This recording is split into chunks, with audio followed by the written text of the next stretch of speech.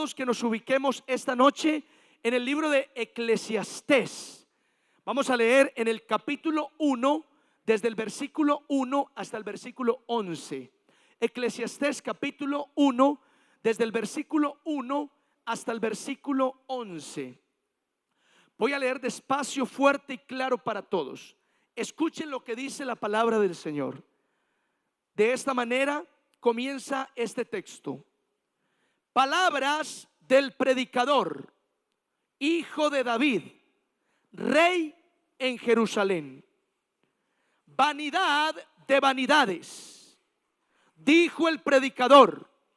Vanidad de vanidades, todo es vanidad.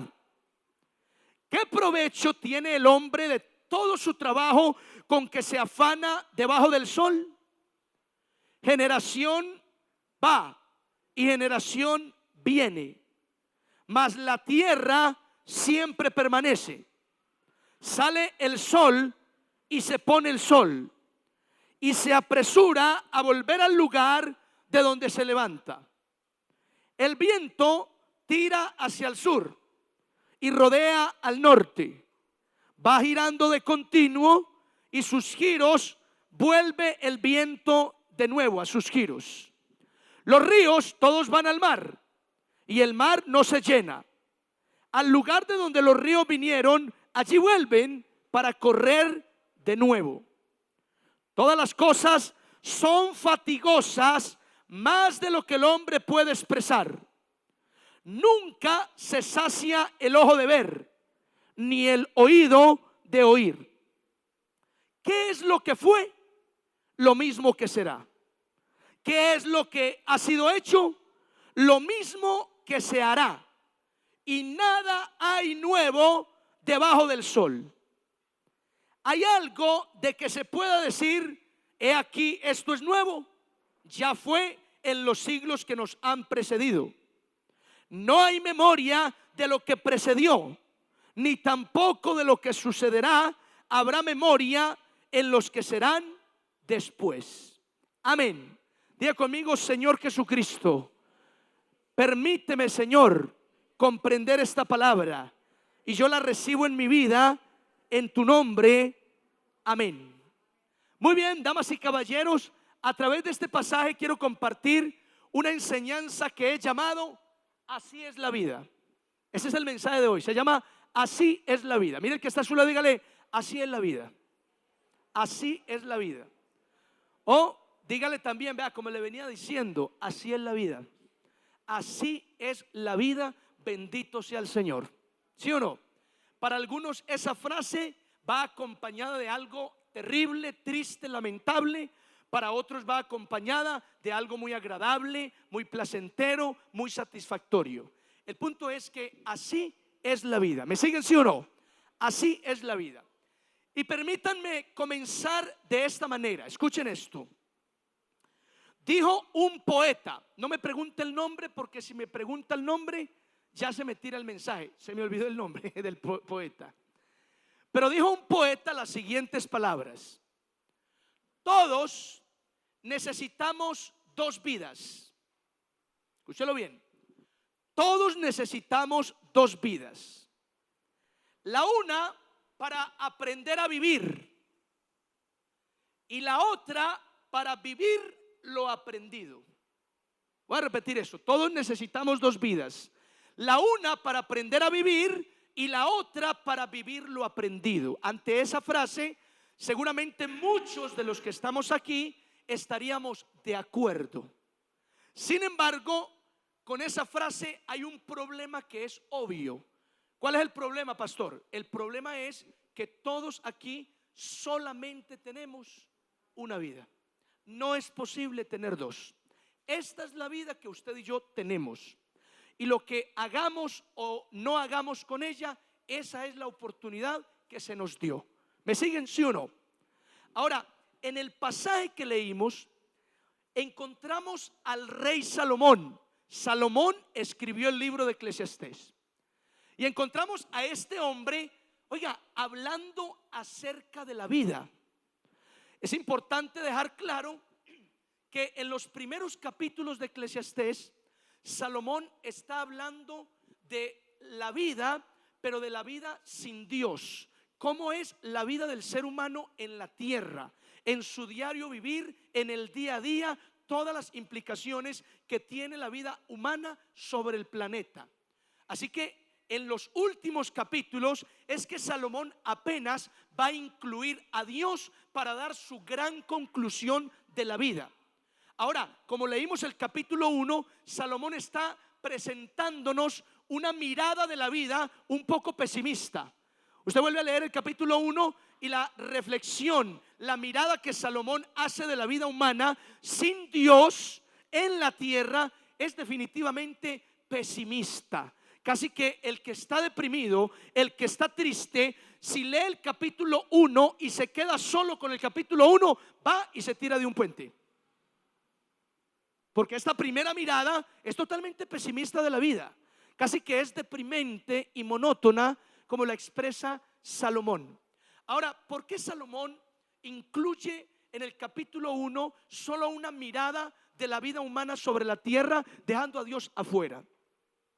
Los comentaristas bíblicos afirman que Salomón escribe este libro en los años de su vejez, después de que Salomón había experimentado lo que fue una vida mundana llena de deleites pecaminosos.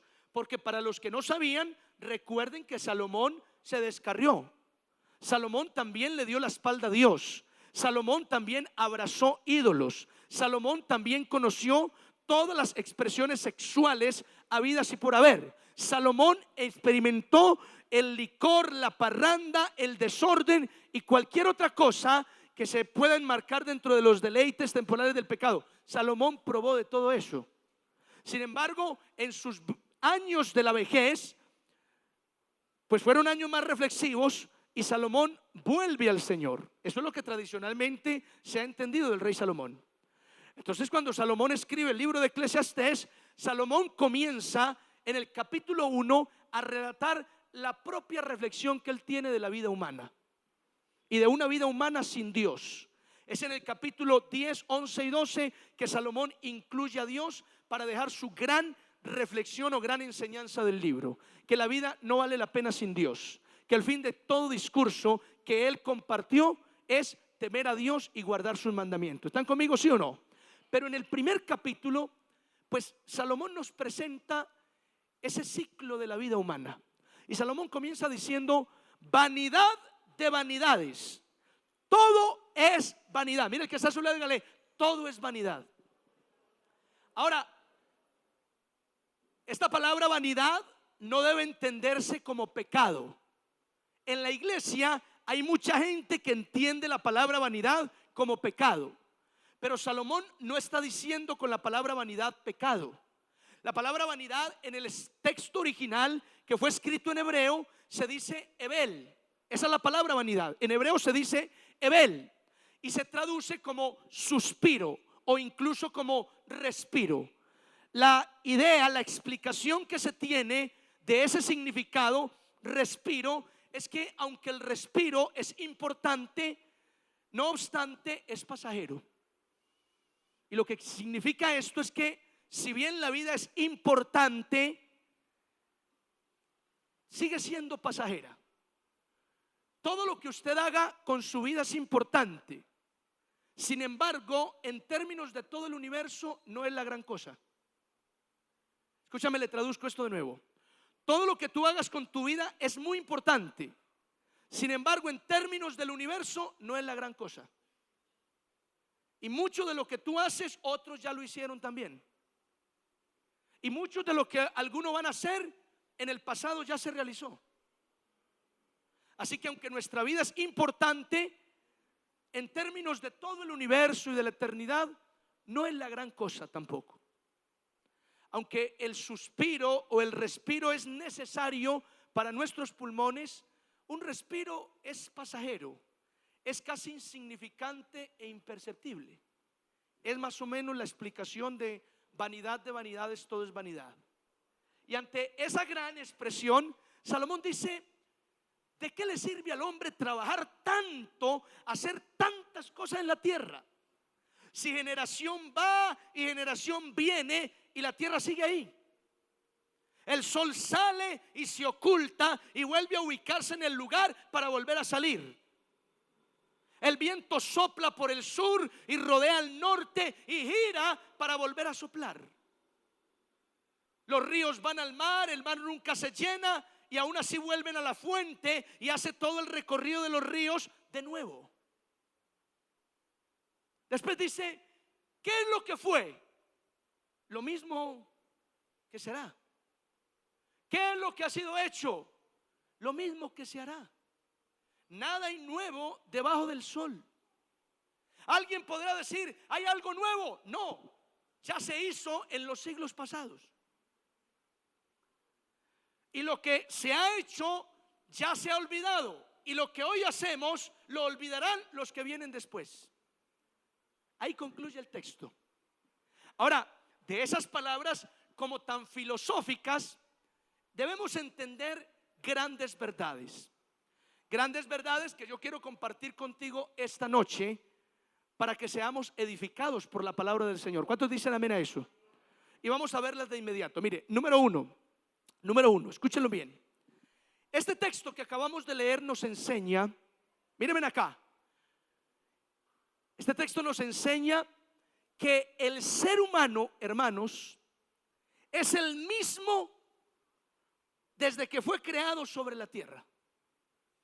Lo cual significa que al ser humano le pasan las mismas cosas de distintas maneras, pero le pasan las mismas cosas. Salomón lo dice de esta manera: ¿qué es lo que fue? Lo mismo que será. ¿Qué es lo que ha sido hecho? Lo mismo que se hará. Porque no hay nada nuevo debajo del sol. Mira, el ser humano es el mismo desde que fue creado sobre la tierra.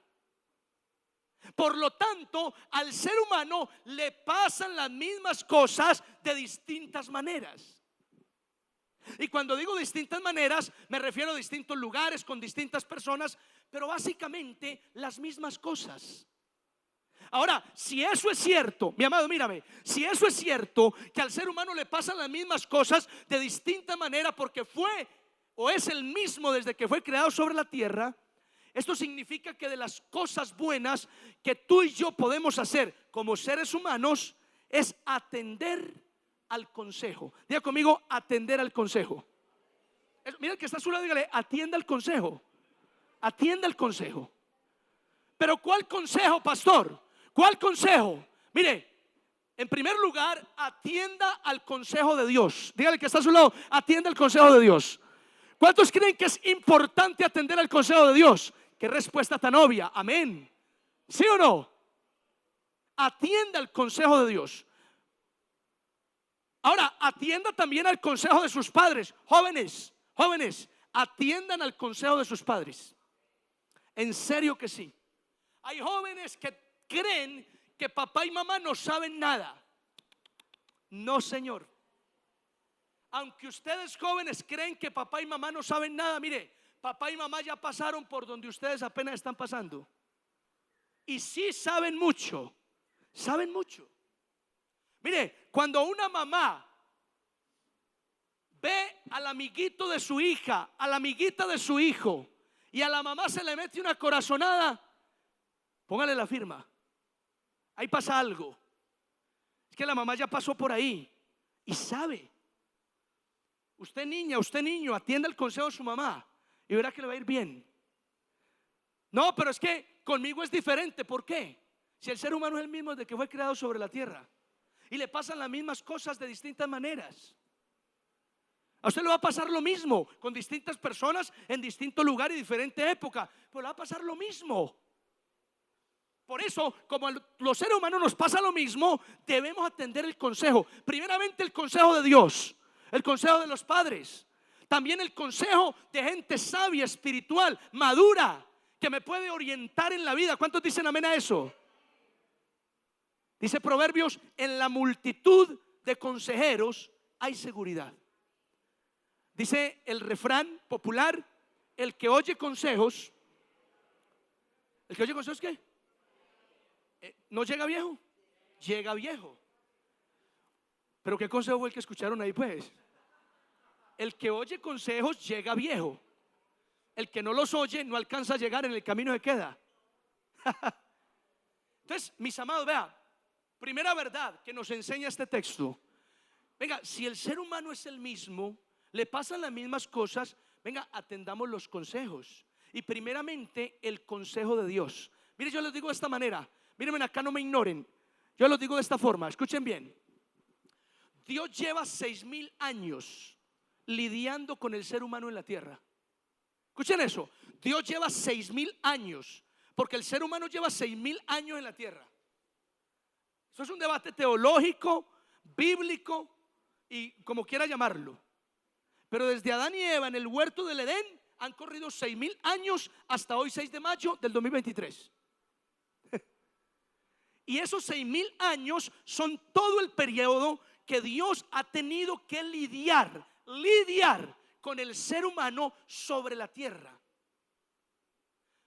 Por lo tanto, Dios sabe exactamente cuál es el mejor camino, cuál es el mejor consejo para el ser humano. Así que si Dios te da un consejo, mira, lo mejor, hermanos, es que tú y yo lo sigamos. Oiga, y casi que lo sigamos a ojos cerrados. ¿Cuántos dicen amén a eso? A ojos cerrados. Ahora, ¿dónde encontramos el consejo del Señor? Lo más fácil, en la Escritura. Mira que está solo, dígale, le ama la Escritura. Lo decíamos en una predicación. Si quieres que Dios te hable mucho, entonces abre la Biblia y léela mucho. Ahí te va a hablar mucho el Señor. Y mis amados, es el mejor consejo. El mejor consejo que podemos encontrar. Me encanta cuando Dios a través del profeta Isaías capítulo 29 dice: entonces oirás a tus espaldas la voz que te dice: este es el camino, no te apartes ni a derecha ni a izquierda.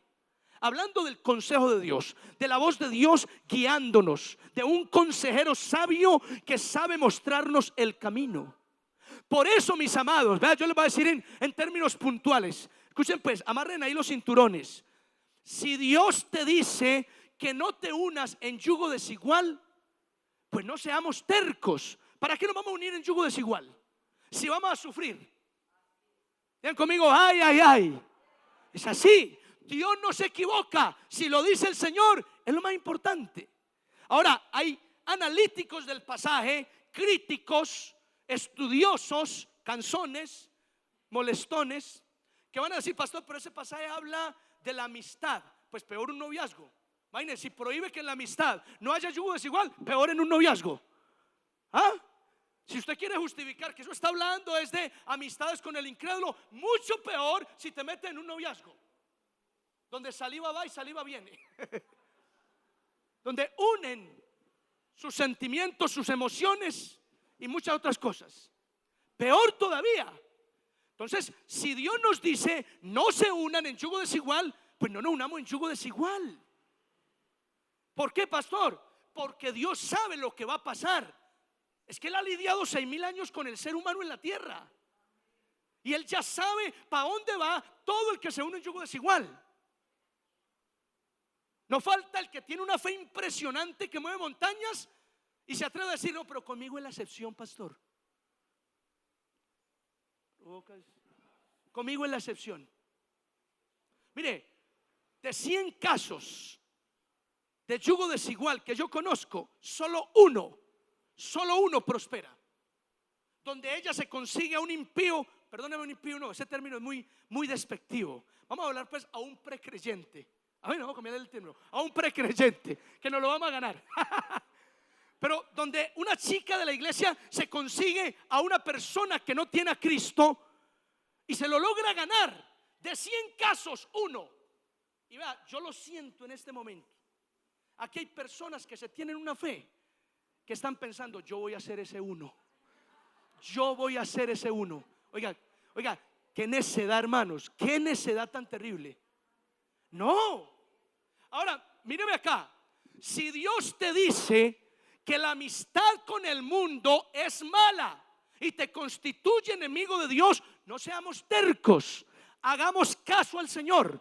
apartémonos de lo mundano, no coqueteemos más con las cosas mundanas. ¿Cuántos reciben esta palabra? Pastor, ¿pero por qué? Porque si coqueteas con el mundo, Dios ya sabe lo que va a pasar. Es más, ni siquiera Dios, también nosotros sabemos lo que va a pasar. Va a terminar mal. Va a terminar mal, te lo aseguro. Entonces, atiende al consejo. Mire, en la carta a los Corintios, el apóstol Pablo le dice a los creyentes que no sean como el pueblo de Israel, que murmuró, que se sentó a fornicar, que abrazó la idolatría, que tentaron al Señor. Luego les dice: y estas cosas fueron escritas para que vosotros no cometáis los mismos pecados. ¿Esto qué significa, hermanos?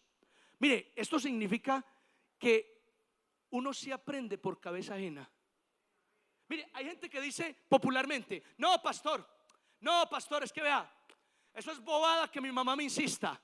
Si mi mamá la embarró, eso yo también la embarro, porque nadie experimenta por cabeza ajena. Error, hermanos. Dígale que está solo, dígale: error. Mire, yo le voy a decir otra vez, y creo que es la tercera vez que lo anuncio. Uno sí aprende por cabeza ajena. Vaya, yo le voy a decir: ¿quién no aprende por cabeza ajena? Escúcheme acá. Míreme pues, que esto es como de película. Míreme pues. El necio, ¿quién? El necio no aprende por cabeza ajena. El necio tiene que estrellarse. Pero en cambio el sabio, ¿quién?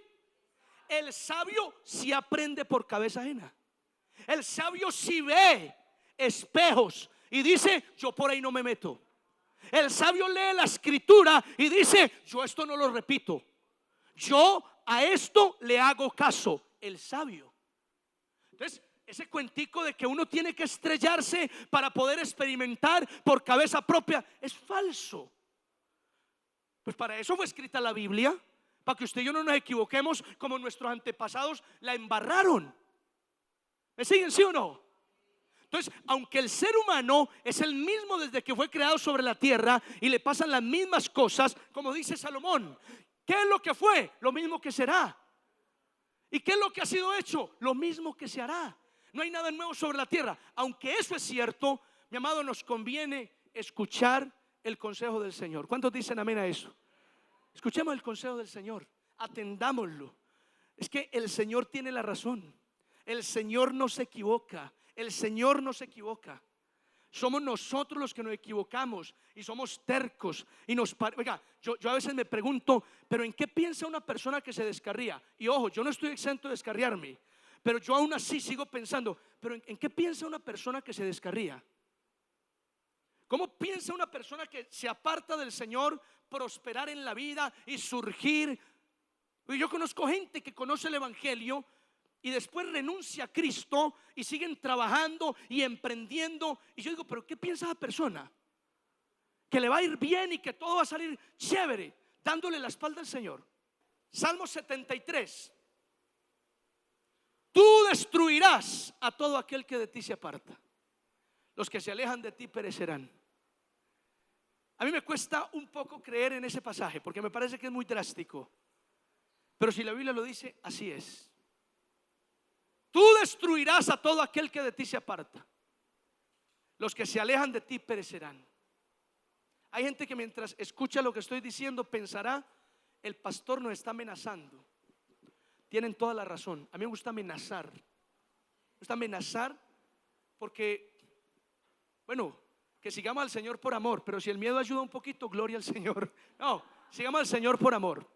Sigamos al Señor por amor. Mire, hay doctrinas que no creen en el infierno y afirman que el infierno no existe. Y uno se pregunta: entonces, ¿ustedes por qué siguen a Dios? Ah, porque lo amamos. Qué bonito. O sea, lo siguen no por miedo al infierno, sino por puro anhelo de estar con Dios. Y qué bueno que nosotros sigamos a Dios de esa manera. Amén. Muy bien, número 2. Oigan, número 2.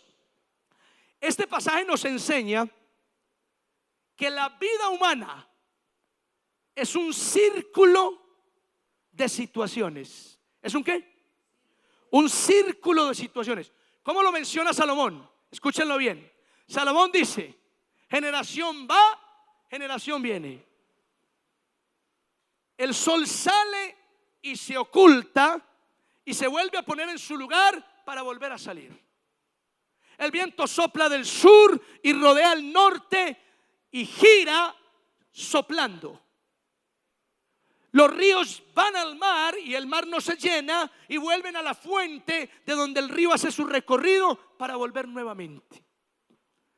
Con esa ilustración, Salomón quiere dar a entender que la vida humana en la tierra es un ciclo de situaciones. Y es un ciclo, oiga, monótono, rutinario. Oiga, y a mí siempre me ha llamado la atención esto. ¿Saben por qué? En alguna ocasión lo compartía. Me ha llamado la atención este círculo de situaciones, porque, hermanos, yo creo que los seres humanos vivimos periódicamente o repetimos periódicamente los mismos estados emocionales. Y mire, yo se lo voy a decir desde la experiencia pastoral. Escuchen bien esto, hermanos. Oiga, esto es casi que revelador. En 15 años que yo llevo pastoreando la iglesia, visitando semana tras semana hermanos de la congregación, me doy cuenta cómo este ciclo de situaciones repetitivas están presentes en la vida de cada ser humano. Se lo explico de esta manera. Yo conozco personas y las puedo ver, las estoy viendo, que en enero, febrero y marzo están motivadas, están firmes, están eufóricas, hasta me presionan, me exigen: pastor, pilas pues, habrá otro culto los viernes también, pastor, necesito es palabra, necesito es oración, pastor, estoy metido en el fuego, pastor, y programa evangelismo en los barrios, que vamos para allá a ganar almas, pastor.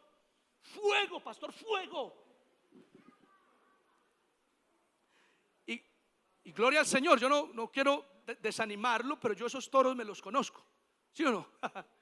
Así que a la mitad de año el fuego se apagó. Está desanimado, tiene indicios de depresión, viene al culto pero no es lo mismo, está un poco aburrido porque las cosas no le salen, viene orando al Señor y no ve respuestas.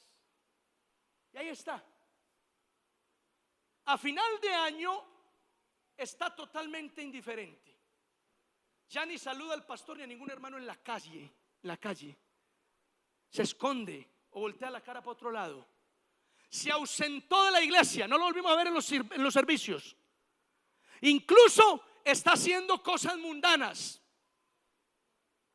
Por ahí me contaron que lo vieron en la parranda del fin de semana y que la semana anterior estaba con una cervecita en la mano. Y así termina el año. Pero en enero otra vez vuelve eufórico porque este es mi año. Pastor, ánimo, con ganas. Y a la mitad de año está desanimado, está depresivo, está sin ganas. Y a final de año está indiferente, ausente de la iglesia, descarriado. Y a principio de año, otra vez: pastor, estoy con toda, úseme lo que quiera, pastor. Y entonces, sin darnos cuenta muchas veces, o sin examinarnos, uno repite estados emocionales año tras año. Mire, examine su vida. Usted se da cuenta que cada año, por los mismos meses, usted tiene el mismo estado emocional. Examínela. Examínese y verá que usted se da cuenta que cada año por estas fechas entro como en una ansiedad, como en una depresión, como a luchar con mi baja autoestima. Y en otra parte del año estoy animada. No, el mundo es pequeño para mí. Dios está conmigo. Yo soy una hija de Dios, un hijo de Dios. Soy invencible. Examine su vida, hermano, y usted se da cuenta que cada año, casi por las mismas fechas, usted tiene los mismos estados emocionales. Unos muy arriba, otros muy abajo. Pastor, ¿y por qué? Pues Salomón lo está diciendo. Mire, así como el río va al mar y el mar no se llena y vuelve a la fuente y hace todo su recorrido y vuelve al mar y el mar no se llena y vuelve a la fuente, Así es la vida. Ahora, así es la vida, decíamos al principio, sin Dios. Es un círculo de situaciones. La vida no es una línea recta donde no pasan cosas buenas ni malas. Ahí sí fuera aburridora. La vida es como una espiral de situaciones que se repiten. Estados emocionales y espirituales semejantes que uno tiene que volver a atravesar. Ahora, ¿cuál es el punto? Que si usted examina su vida, usted en verdad se dará cuenta que cada año, casi por las mismas fechas, experimenta lo mismo a nivel emocional, a nivel espiritual.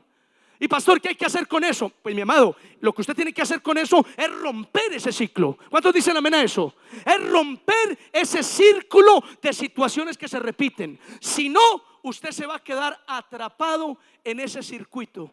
Se va a quedar atrapado ahí. Y cada año, oiga, cada año hay que estar atento por el mes de agosto, septiembre, octubre, muy atentos con usted. En enero, febrero y marzo tranquilos porque usted está full.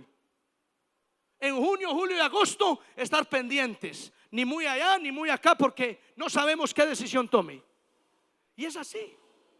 Por eso es que hay gente desesperada. Pastor, corra donde el hermano. Usted sí sabe lo que le está pasando. Sí, yo ya lo conozco hace 15 años.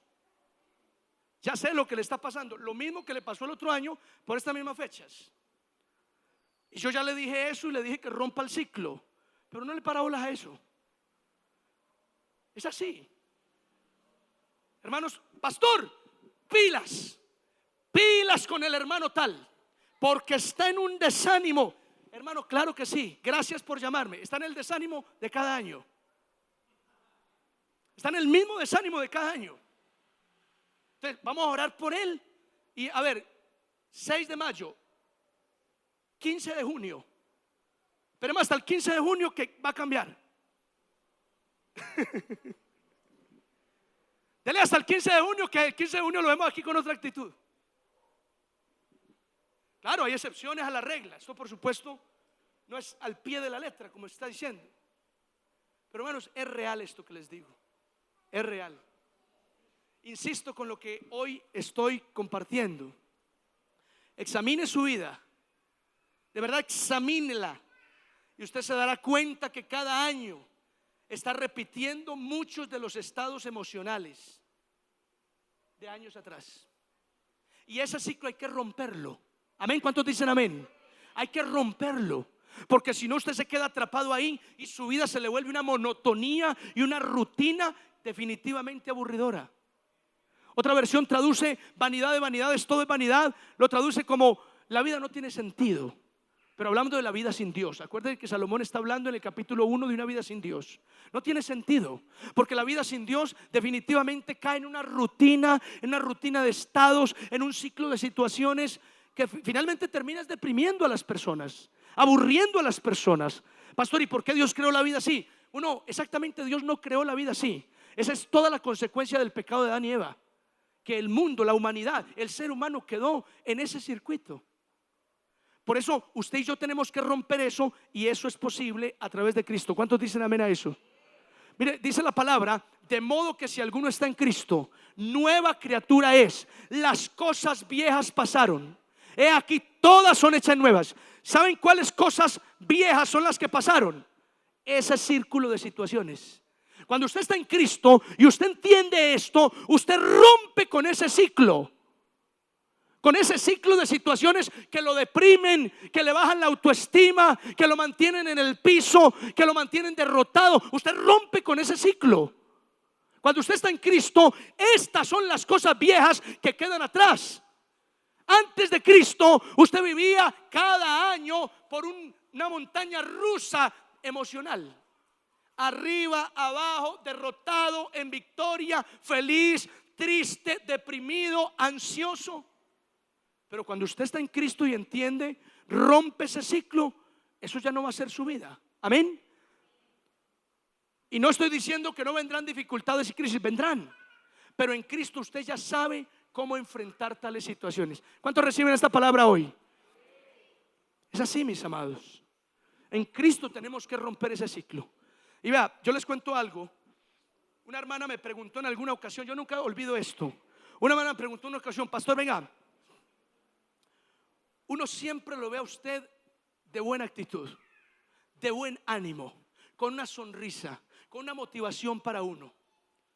Uno viene aquí, viene quebrado, viene mal, viene roto, viene derrotado, viene triste, y usted siempre está ahí del mismo semblante. ¿Usted es que no se desanima, pastor? Yo le pregunté, ¿usted qué cree, hermana? La hermana se atrevió a decir, no, yo creo que usted no se desanima, pastor. Yo le dije, se equivoca. Yo me desanimo tanto como cualquier ser humano. Pero mi amada, yo he entendido que en Cristo, que es nuestra fortaleza, ninguno de esos ciclos de la vida, de esas situaciones, tienen por qué derrotarme, tienen por qué abatirme. ¿Cuántos dicen amén a eso? Ahí es donde palabras como el rey David: el Señor es mi escudo, mi fortaleza, ¿de quién temeré? El Señor es mi castillo, mi roca fuerte, torre fuerte es el nombre del Señor. A Él correrá el justo y levantado será. Todas esas palabras cobran vida cuando entiendo esto, hermano. Amén. Entonces vamos a romper ese ciclo de situaciones que nos deprimen, que nos derrotan, que nos hacen retroceder, que no se sigan repitiendo cada año. Número 3, para que terminemos. Oigan, número 3, escúchenlo. Este pasaje enseña, no es lo que yo estoy pensando ni lo que yo me imagino, no. Este pasaje enseña que el alma humana no logra ser saciada con ninguna cosa que hay en la tierra. El alma humana no puede ser saciada con nada de lo que hay en la tierra. En esa monotonía, en ese vaivén de cosas, Salomón dice, mira lo que dice Salomón. Dice, versículo 8: todas las cosas son fatigosas, más de lo que el hombre puede expresar. Nunca se sacia el ojo de ver, ni el oído de oír. Otra versión habla de que todas las cosas en esta tierra, en esa vida monótona, se vuelven fatigosas para el ser humano, y que al alma del hombre nada la sacia. Hablando en esta vida terrenal. Y esa es otra verdad que nos enseña este pasaje, que al alma humana nada en esta tierra puede saciarla. Definitivamente nada. Nada puede saciar. El ojo no se sacia de ver, el oído no se sacia de oír, la boca no se sacia de hablar, el cuerpo no se sacia de pedir. Al alma humana nada la sacia en esta tierra. Oiga, y eso tiene una razón de ser. ¿Por qué, pastor? Porque la Biblia enseña que Dios puso eternidad en el corazón, en el alma del ser humano. Y si eso es cierto, como creemos todos que es cierto, significa que si tu alma es eterna, pues nada de esta tierra puede saciar tu alma, porque todo lo que hay en esta tierra es temporal. Y lo temporal riñe con lo eterno. Lo temporal no encaja con lo eterno. Lo eterno absorbe lo temporal. Lo eterno se traga lo temporal. ¿Me siguen, sí o no? Entonces, oiga, nada terrenal puede saciar su alma. Y cuando digo terrenal me refiero a cualquier deseo humano en esta tierra. Mire, la persona que se consigue una pareja sentimental creyendo que esa pareja sentimental va a saciar la necesidad que tiene en su alma, se va a estrellar. Porque la relación sentimental no sacia tu alma. Pastor, ¿por qué? Porque esa relación sentimental pues es terrenal. También puede ser temporal, o lo será. La persona que cree que consiguiendo plata, ganando mejor sueldo, va a saciar su necesidad humana, se va a estrellar, porque eso no sacia la eternidad de tu alma. La persona que cree que ganando títulos y reconocimientos, alcanzando la fama, por fin saciará su alma, se va a estrellar, porque nada de eso puede saciar la eternidad del alma, que todo eso es terrenal. La persona que cree que obteniendo posesiones, bienes materiales, casas y apartamentos va a saciar su alma, se va a estrellar. Es así que se va a estrellar. Vea, se va a estrellar porque eso es temporal. Usted muere y eso no se lo puede llevar. Y además porque aunque usted no me lo crea, todas esas posesiones le van a quedar al anticristo. Usted va a dejar la cara al anticristo para que gobierne a su antojo. Una broma. Escuchen, nada de eso puede saciar la eternidad del alma. Pero en cambio, iglesia, cuando abrimos nuestro corazón a Cristo, cuando nos entregamos a Jesús, pues Jesús es eterno. Y la eternidad del Señor encaja perfectamente con la eternidad de nuestra alma. ¿Cuántos dicen amén a eso?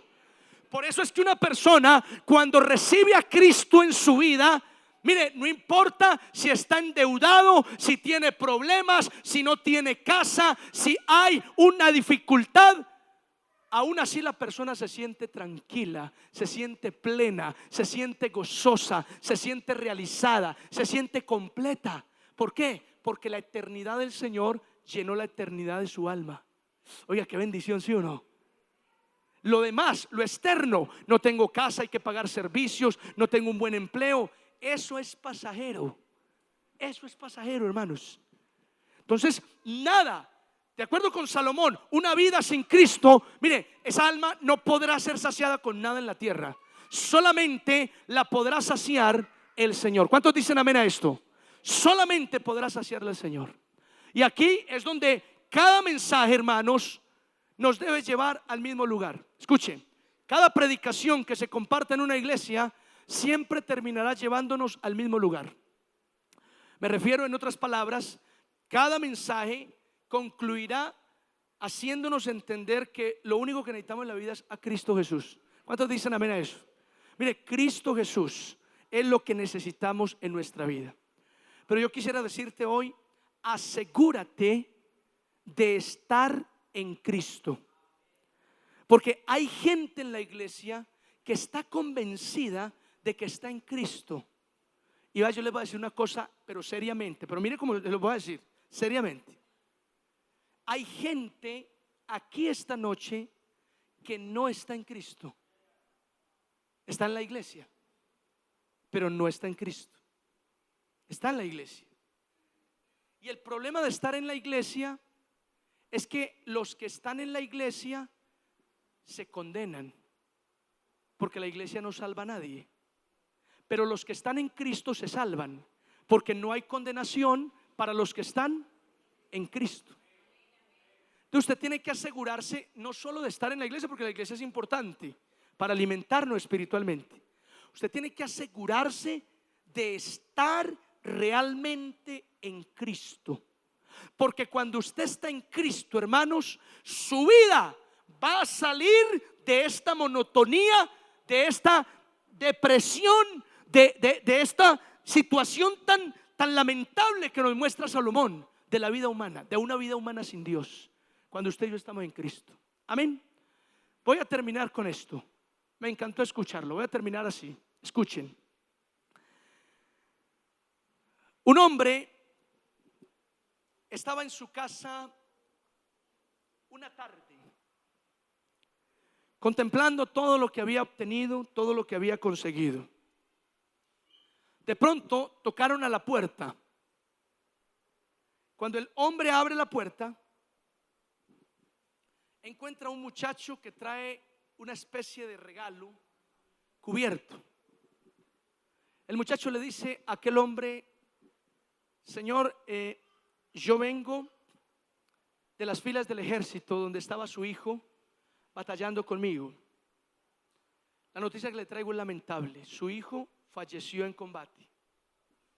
El hombre obviamente se pone muy triste, llora desconsoladamente, pero el muchacho le dice: yo le traigo un recuerdo de su hijo.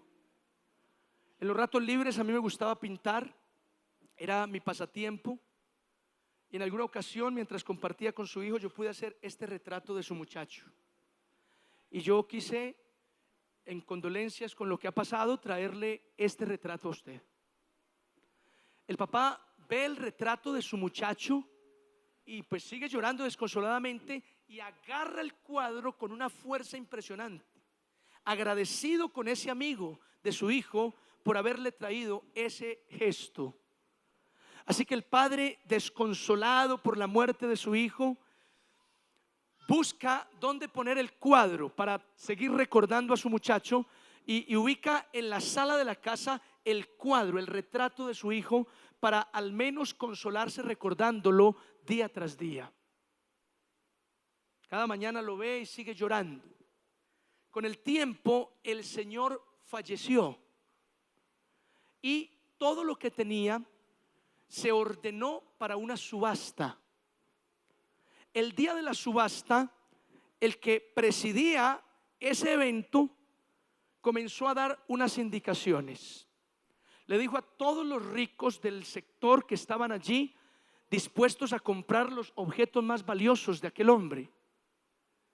El que presidía la reunión dijo: antes de comenzar esta subasta, tengo que cumplir unas condiciones de aquel que fue el dueño de todo lo que ustedes ven aquí a subastarse. La condición es que antes de vender cualquier objeto que ustedes pueden ver en esta casa, vamos a comenzar subastando ese retrato. Y les digo que para el Señor no fue cualquier retrato, es el retrato de su hijo, quien murió en combate. Los ricos que estaban en la sala vieron el retrato y pues apenas era un dibujo sencillo de alguien que tenía talento, pero no tenía realmente valor para ellos.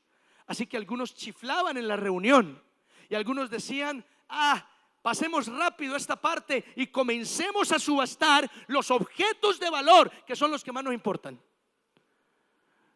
El que precedía la reunión decía: no puedo comenzar la subasta hasta que alguno no se quede con el retrato del hijo. Nadie quería ofrecer ningún peso por ese retrato a medio dibujar ahí. Pero de pronto un señor que estaba detrás, allá en las últimas filas, se pone de pie y viene hasta donde el que dirige la reunión y dice: doy $1 por ese retrato. Y el hombre dice: bueno, aquí hay un señor que da $1 por el retrato. ¿Alguien da más? Nadie quiso dar ni un centavo por ese retrato. Así que el dueño dice: el retrato del hijo está vendido a este hombre. Y la subasta se terminó. Todo el mundo no lo puede creer. Así que comienzan a reclamar: ¿qué está diciendo? ¿Cómo que la subasta se acabó? Si apenas va a empezar. ¿Usted a qué se refiere con lo que acaba de decir? Y el hombre dijo: lo que acabo de decir es exactamente la condición que puso el dueño de todo. En su testamento dijo: el que se quede con mi hijo se queda con todo. Y cuando yo leí esta historia pensé: así es Dios. Dios dice: el que se quede con mi hijo se queda con todo. ¿Cuántos dicen amén a eso? El que se quede con Cristo, hermanos, el que abrace a Cristo, abra su vida, rinda todo su corazón a los pies de Cristo, se queda con todo. Se queda con el gozo, se queda con la paz, se queda con la vida eterna, se queda con la victoria, se queda con la bendición. El que se quede con Cristo se queda con todo. Amén.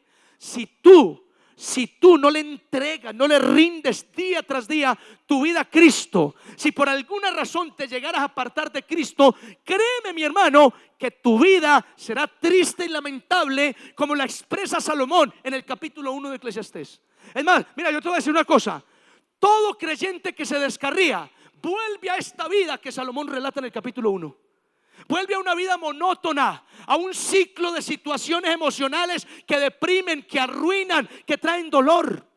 Todo el que renuncia al evangelio vuelve a todo lo que Salomón está describiendo en el capítulo 1, a una vida monótona, sin sentido, vacía y sin esperanza. Por eso tú y yo tenemos cada mañana que abrazar a Cristo, aferrarnos a Él, porque, mi amado, Cristo es el que rompe estos ciclos de derrota, de agonía, de fatiga para el ser humano. ¿Cuántos dicen amén a eso? Entonces hoy quiero decirte: tienes que examinar, al igual que tengo que hacerlo yo, que realmente estemos en Cristo. Quiero que inclines tu rostro un momento y oremos al Señor. Vamos, inclina tu rostro. Hay un momento donde estás.